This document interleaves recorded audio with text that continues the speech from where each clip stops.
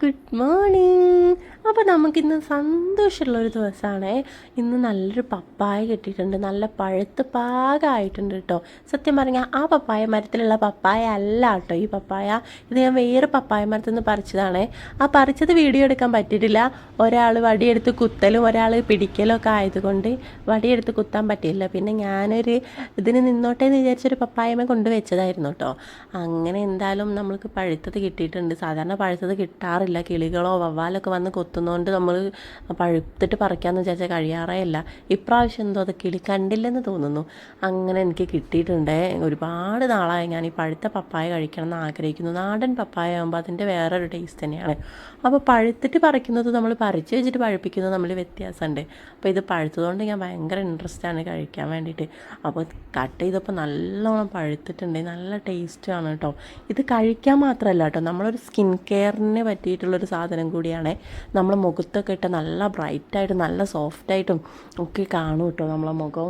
അപ്പം അതും കൂടി ചെയ്യാമെന്ന് വിചാരിച്ചിട്ടാണ് ഞാനത് പറിച്ചത്. ഒരുപാട് കാലമായി സ്കിൻ കെയറൊക്കെ ചെയ്തിട്ട് ഇപ്പോൾ ചെയ്യാറേ ഇല്ല, ചെയ്യാൻ സമയം കിട്ടാത്തതുകൊണ്ടാണ്. അപ്പോൾ ഇന്ന് കിട്ടിയപ്പോൾ ഒന്ന് മുഖത്തൊക്കെ ഒന്ന് തേച്ച് നോക്കാമെന്ന് വിചാരിച്ചേ. അപ്പോൾ ഞാനത് എടുത്ത് വെച്ചിട്ട് 2-3 ദിവസമോ നമ്മളിത് തീർന്ന വരെ ഫ്രിഡ്ജിൽ വെക്കുകയാണെങ്കിൽ നമുക്ക് എപ്പോഴെപ്പോഴും ഉപയോഗിക്കാൻ പറ്റും. അപ്പോൾ കുറച്ച് ഞാൻ ഫ്രിഡ്ജിൽ ഫ്രീസ് ചെയ്ത് വെച്ചിട്ടുള്ളത്. നമുക്ക് എന്തെങ്കിലും പ്രോഗ്രാമും കാര്യമൊക്കെ ഉണ്ടെങ്കിൽ നമുക്ക് ആ ഫ്രീസ് ചെയ്തത് തലേന്ന് എടുത്ത് വെച്ചിട്ട് പിറ്റേന്ന് മേക്കപ്പൊക്കെ ചെയ്യുന്നതിന് മുന്നേ നമുക്ക് തേച്ച് കൊടുത്താൽ നല്ലൊരു ഇത് കിട്ടും കേട്ടോ. ഒരു അരമണിക്കൂറോ 1 മണിക്കൂറൊക്കെ വെക്കുകയാണെങ്കിൽ നല്ലതാണ് കേട്ടോ. അപ്പം ഞാനെൻ്റെ പുറത്തുള്ള കൃഷികളെയൊക്കെ നോക്കുന്ന സമയത്താണ് കേട്ടോ ഇത് ചെത്തി കഴിഞ്ഞിട്ട് മുഖത്തൊക്കെ ഇടുന്നത്. അപ്പോൾ ഇതൊന്നൊരു കഷ്ണമൊക്കെ കഴിച്ച് കഴിഞ്ഞിട്ട് നല്ല ടേസ്റ്റ് ഉണ്ടായിരുന്നു.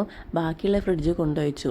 പിന്നെ അതിൽ നിന്ന് ഒന്നെടുത്തിട്ടാണ് കേട്ടോ മുഖത്ത് തേക്കുന്നത്. അപ്പം മുഖത്ത് തേച്ച് കഴിഞ്ഞപ്പോൾ എനിക്ക് ഭയങ്കരമായിട്ട് ഒരു വ്യത്യാസം തോന്നുകയും ചെയ്തിരുന്നു ആ സമയത്തെ.